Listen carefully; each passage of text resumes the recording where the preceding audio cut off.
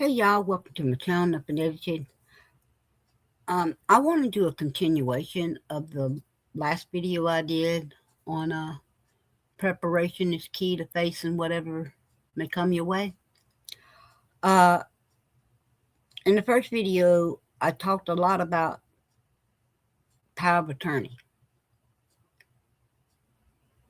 Well, power of attorney is only good as long as your loved one is still alive.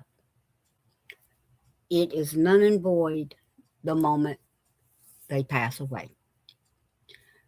So that's why I stressed in the last video that you need to be the sole executor and the sole person, the sole beneficiary of the will.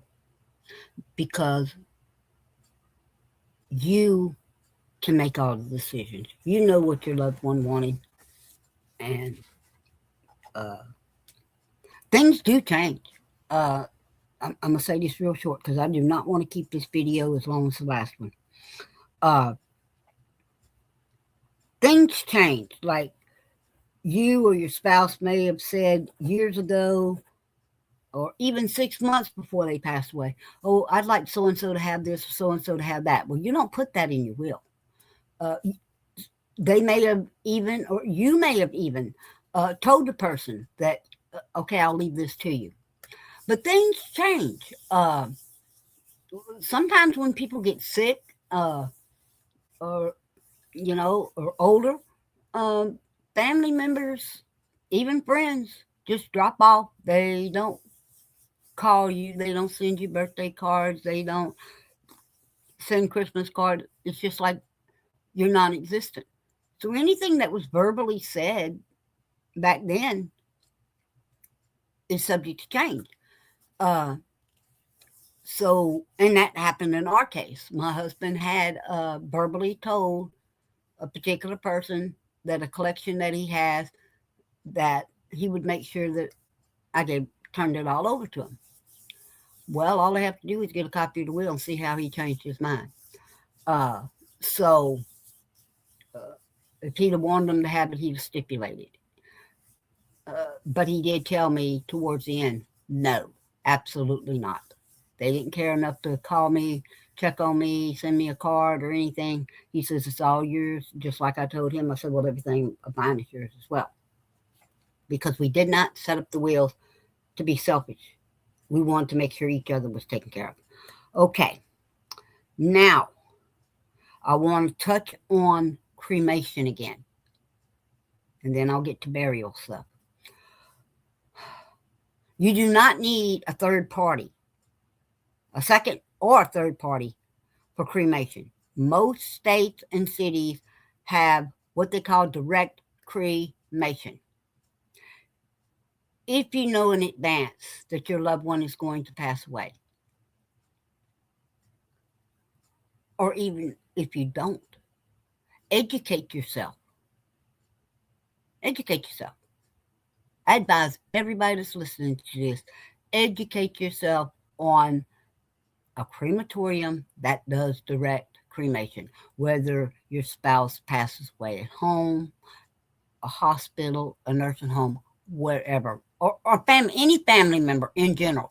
If cremation is the way you want to go, you can bypass the second and third parties, which normally turn out to be funeral homes who tack on a few $1,000s for stuff. I'm just going to be point blank.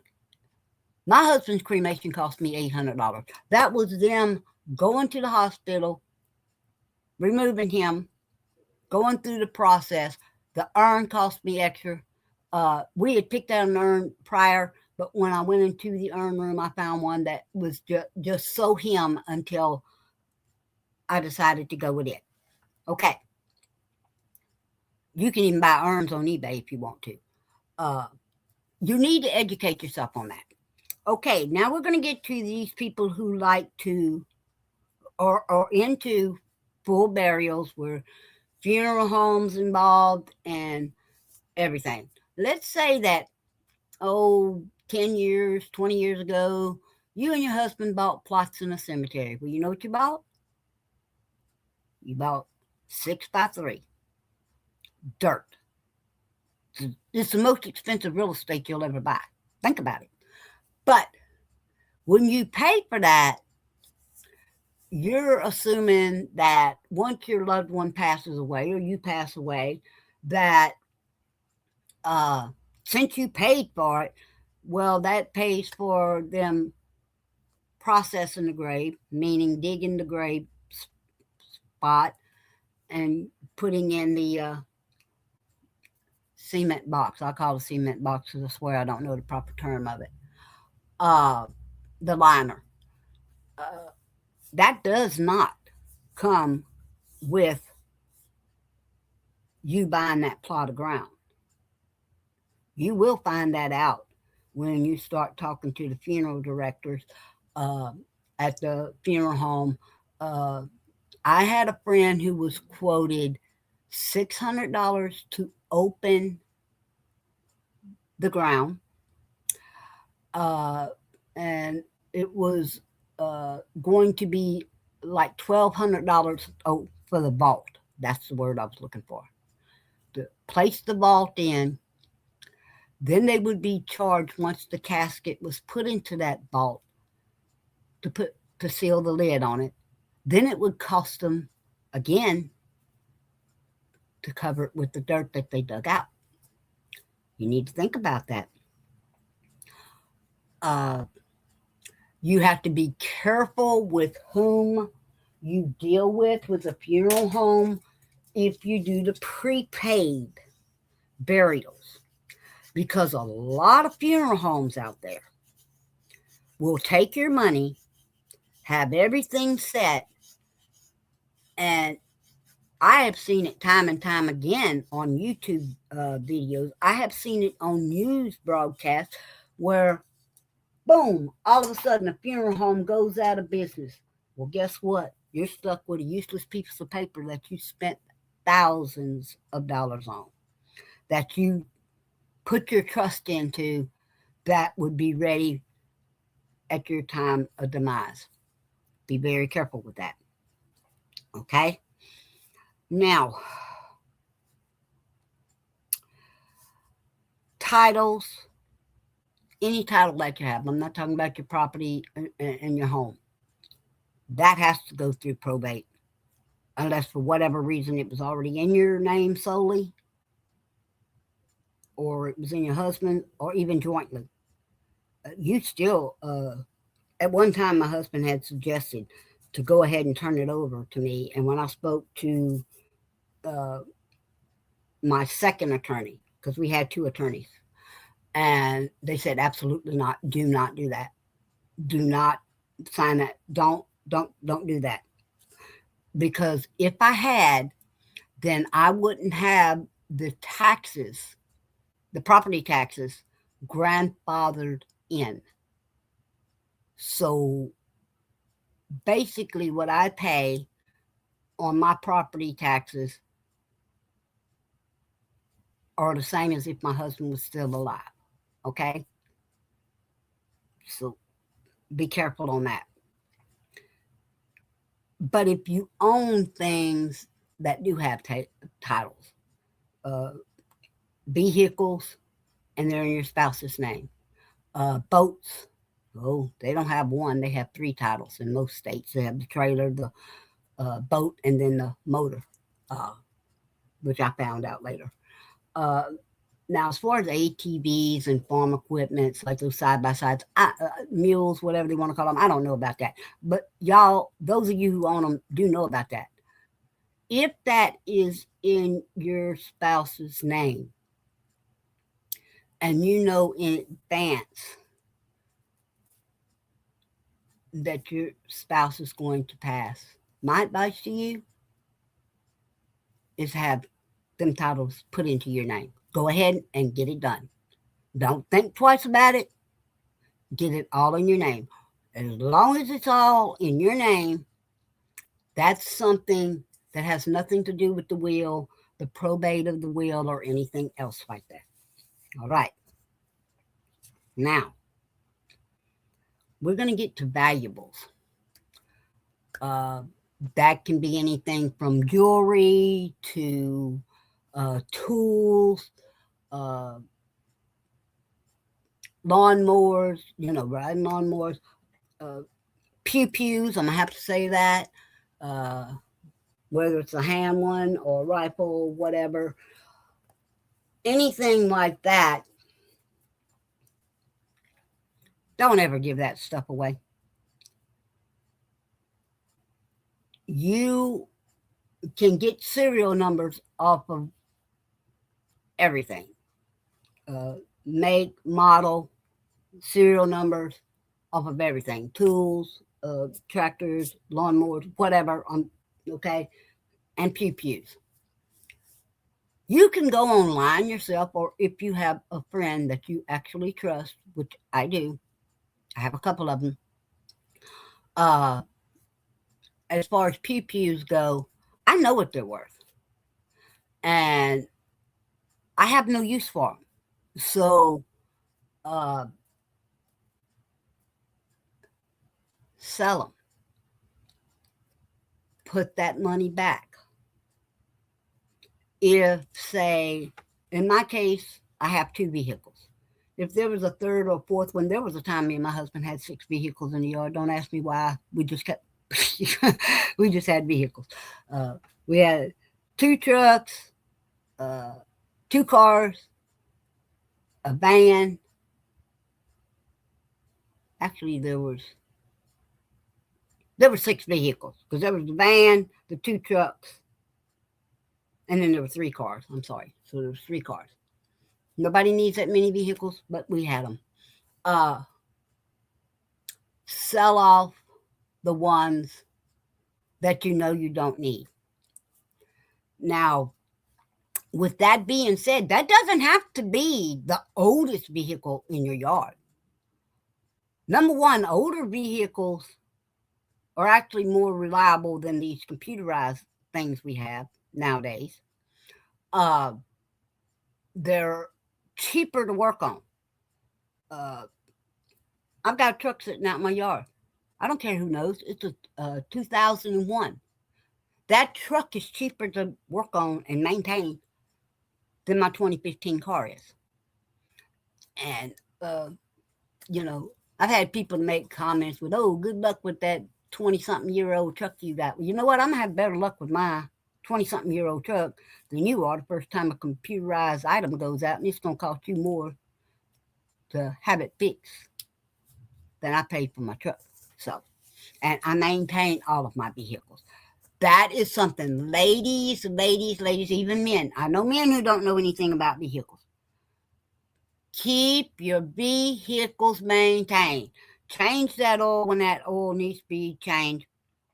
Make sure that your Freon, not Freon, it is Freon, that goes into the radiator. Make sure to have it checked. In my case, like anywhere from 4 to 5 years, I have it drained, radiator drained, and replenish it all together. Do not use cheap windshield wiper wash. It's bad, number one, on your windshield wipers, and it's bad for the reservoir and the pump. Use quality stuff on that. Okay.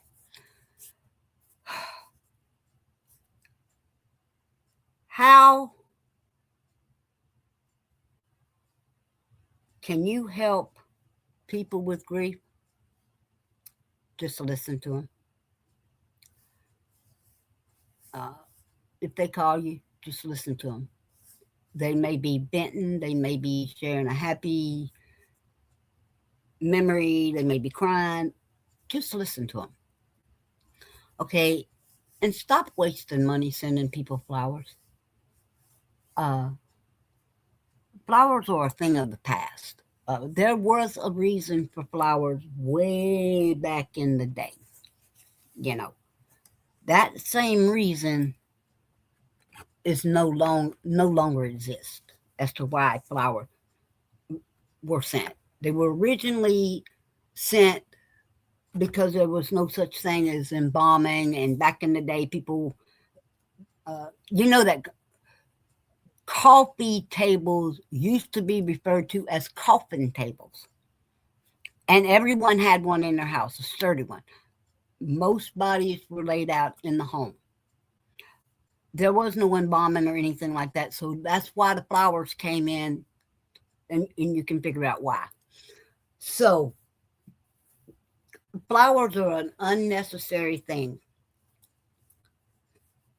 to send to someone who has just lost a loved one. Um, my suggestion would be order some type of a meal, have it delivered to their home, uh, place a grocery order. If you know the person well enough, you know what they eat, what they don't eat, what they drink, whatever, send that to their home. If you're going to send a card, send a card with a food gift card in it, or a Visa uh, gift card in it, that they can uh, buy whatever it is that they need. The last thing anybody's going to be thinking about when they lose a loved one is going grocery shopping or eating. A lot of times you don't even think about food at all. In my case, I didn't. Uh, I'm just suggesting things that could help somebody, uh, for you to help somebody that's actually grieving. Now, even though I say flowers are a waste, which they are, uh, you could buy a person a tree. Go to a nursery, buy a memorial tree, plant it for that person in their own yard. Put a bench out there so that, you know, they have a place for solitude, to think, to clear their mind. Uh, like the memory tree replaces a cemetery, basically. Uh, some place for you to go where you can be with your loved one in your mind. Uh,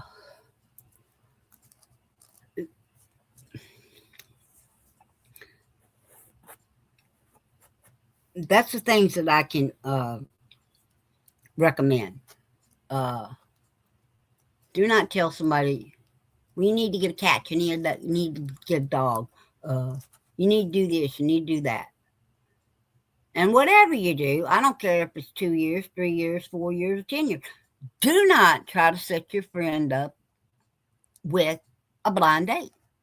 Do not suggest or even blindside them, ask them to go out to eat, and here's some person you've never seen before they're trying to hook you up with. That is not a thing to do. That is not a thing to do. That is a total no, you know. Uh, that, yes, of course, people probably mean well, that can go south real quick. Uh, for the person who is grieving, you have got to find something, something to occupy yourself with. Uh, I mean, like, I don't have little ones running around. My kids are grown and gone and grow up, and three of them live in a different state, and one's fixing to move uh, to another state. So uh, that's gone. Uh, you're, now, I did get a dog, even though I said don't offer a cat or a dog. That was my choice, but you don't suggest it. You know, uh, you can invite the person out to eat or to go shopping, or uh, depending on how soon it is after they've lost their loved one, pick the phone up and call them. Hey, I'm going to so and so store. Do you need me to pick something up for you? That goes a very long way. That goes a long way. You know, uh, look, I have some fabulous friends. As a matter of fact, just a month ago, I had one over doing some work for me and everything, and he pulled me over to the side from the rest of the people that were working. He says, if there's anything you need, You let me know. He said, even if you cannot afford to pay for it, you let me know you need it. And that goes back to a long-term friendship that when we first met that person, they were a very young person and they took on their siblings and then two of their siblings' children. And this was a single man.